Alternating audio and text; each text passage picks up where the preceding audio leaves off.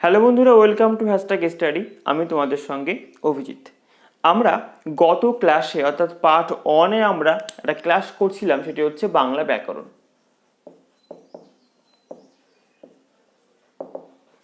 বাংলা ব্যাকরণ আমরা একটা পার্ট করেছিলাম এবং সেখানে আমরা কারক পড়ছিলাম।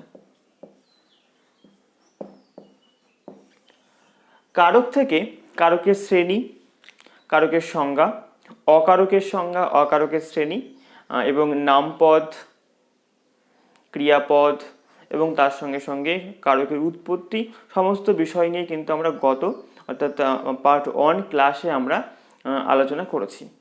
তো যদি কেউ না দেখো তাহলে অবশ্যই আমাদের পূর্বের পার্ট 1 ভিডিওটিকে একবার দেখে নিও। সেক্ষেত্রে তোমার কিন্তু বুঝতে আরও অনেক সহজ এবং সুবিধা হবে। তো আমাদের ভিডিওর ডেসক্রিপশনে ভিডিওটির লিঙ্ক আমরা দিয়ে দিয়েছি। তো কারকের মধ্যে আজকে আমরা অপাদান কারক এবং অধিকরণ কারক, এই দুটো কারক প্রথমে আলোচনা করব। কেননা কারকের শ্রেণীর মধ্যে এই দুটো কারক একটু অন্যরকম, তাই আমরা প্রথমে এই দুটো কারককে শুরু করছি। তো দুটো কারককে আমরা একসঙ্গে করব, এই জন্য আমরা দুটো কারকের নাম প্রথমে লিখে নেব। দুপাশে আমরা নাম লিখে নিয়েছি। অপাদান, এদিকে অধিকরণ। অপাদান আর অধিকরণ কারক। দেখো, অপাদান আর অধিকরণ বিষয়টা ভীষণ ইন্টারেস্টিং এবং খুব সহজ একটি বিষয়। অপাদান, এখানে দেখো অপাদান, লাস্টে আমরা একটি দান কথা পাচ্ছি। দান অর্থাৎ দিয়ে দেওয়া, দান অর্থাৎ দিয়ে দেওয়া, অর্থাৎ এটাকে আমরা বাদ দেওয়া অর্থাৎ কমে যাওয়া। দিয়ে দেওয়া মানে কমে যাওয়া, বাদ দেওয়া, আর বাদ দেওয়া মানে কিন্তু আমরা এটাকে মাইনাস বলতে পারছি। অর্থাৎ অপাদান কারকের সঙ্গে আমরা মাইনাসের যোগসূত্র খুঁজে পাচ্ছি। অধিকরণ, অধিকরণ, এই অধিকরণের সঙ্গে কিন্তু আমরা একটা প্লাস অর্থাৎ যোগ করা অর্থাৎ প্লাসের একটি যোগসূত্র আমরা এখানে পাচ্ছি। এই নিয়ম অনুসারে আমরা অপাদানকে মাইনাস এবং অধিকরণকে আমরা প্লাস বলে মনে করছি বা ধরা হচ্ছে। তো আমাদের এই প্লাস মাইনাস দিয়েই কিন্তু সমস্ত কারকগুলোকে আমরা খুব সহজে চিনতে পারবো। অর্থাৎ বলা হবে যে বাক্যের মধ্যে আমাদের কোনো কিছু বাদ দেওয়া বোঝাচ্ছে সেটি অপাদান কারক হবে, আর যার মধ্যে যোগ করা বোঝাচ্ছে সেটি অধিকরণ কারক হবে। প্রথমে একটা সহজ উদাহরণ তোমাদেরকে দেব, প্রত্যেকে সুন্দর করে বোঝার চেষ্টা করবে। বলছে, একটি বাস বর্ধমান থেকে কলকাতা গেল বা কলকাতায় এলো।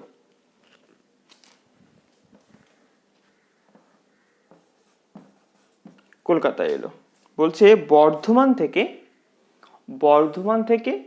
কলকাতা এলো। একটি বাস বর্ধমান থেকে কলকাতায় আসছে। দেখো, এই বর্ধমান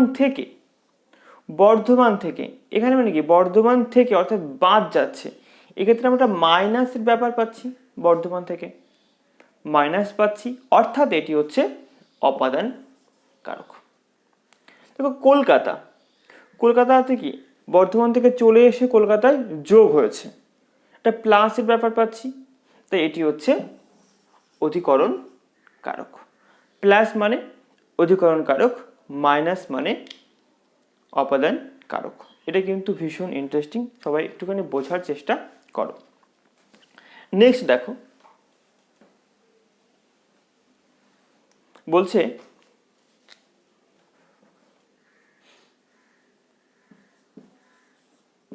গাছে পাতা আছে বা ফুল আছে, গাছে ফল আছে, যা কিছু আমরা এখানে লিখতে পারি। গাছে ফুল আছে। দেখো, গাছে ফুল আছে, আবার আমরা লিখছি গাছ গাছ থেকে ফুল পড়ে, গাছ থেকে ফুল পড়ে। দেখো এখানে কেমন মনে হচ্ছে না যে প্রথম বাক্যে গাছে ফুল আছে, এটা প্লাস যোগ সম্পর্ক রয়েছে। এই যোগ সম্পর্ক মানে হচ্ছে কি অধিকরণ কারক। এটা কি গাছ থেকে ফুল পড়ে অর্থাৎ পড়ে যাচ্ছে, মাইনাসের ব্যাপার রয়েছে, এটি মাইনাস, তাই এটি হচ্ছে অপাদান কারক। অর্থাৎ প্লাস এবং মাইনাস, প্লাস এবং মাইনাস এই দুটো বিষয়ের উপর নির্ভর করে কিন্তু আমরা অপাদান এবং অধিকরণ কারককে বিচার করতে পারছি। আমি আরো একটি গুরুত্বপূর্ণ উদাহরণ তোমাদেরকে দেখাবো। বলছে এটা খুবই গুরুত্বপূর্ণ একটি উদাহরণ, তিলে তিলে তেল আছে, তিলে তেল আছে। বলছে তিলে তেল হয়, বলছে তিলে তেল আছে, তিলে তেল হয়। তো এই ক্ষেত্রে দেখো তিলে তেল আছে, এটা প্লাস সম্পর্ক রয়েছে, প্লাস সম্পর্ক রয়েছে, তাই অধিকরণ কারক। তিলে তেল হয়, তিলে তেল হয়, তিলে তিল থেকে তেল হয় অর্থাৎ একটা মাইনাস ব্যাপার রয়েছে, বাদ যাওয়ার ব্যাপার রয়েছে, এটি মাইনাস, তাই এটি অপাদান কারক। অর্থাৎ আমরা প্লাস এবং মাইনাস দিয়ে কিন্তু খুব সহজে কিন্তু আমরা অপাদান এবং অধিকরণ কারকটিকে বিচার করতে পারছি। এর সঙ্গে সঙ্গে আমাদেরকে আরো কতগুলো গুরুত্বপূর্ণ বিষয় মনে রাখতে হবে। অপাদান, অপাদান কারকের ক্ষেত্রে প্রথম হচ্ছে উৎপত্তি,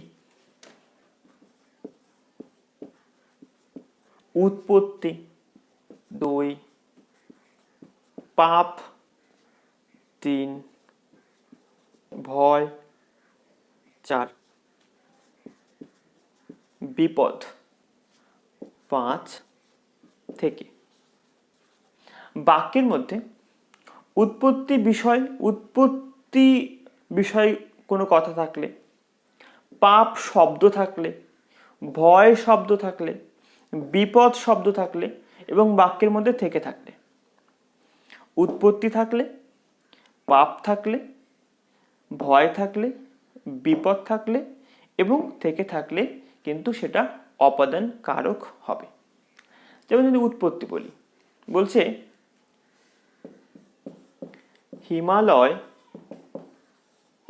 হিমালয় থেকে গঙ্গার উৎপত্তি হয়েছে,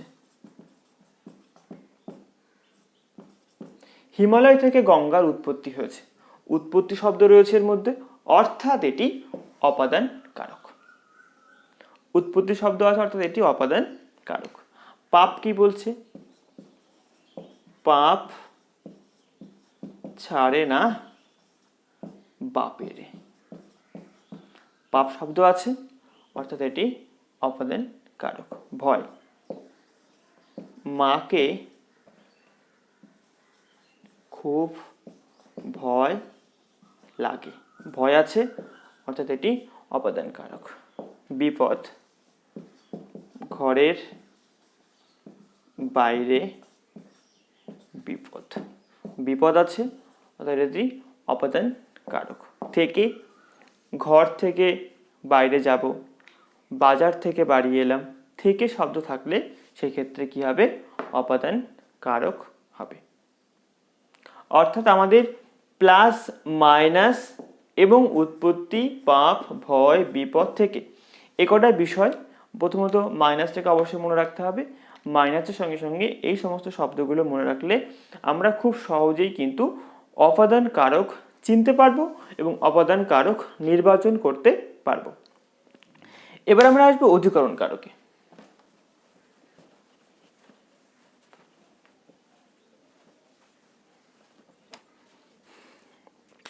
অধিকরণ কারকে বলছে, প্রথমত আমরা প্লাস বিষয়টি বুঝলাম, অধিকরণ কারকে প্লাস বিষয়টি বুঝেছি।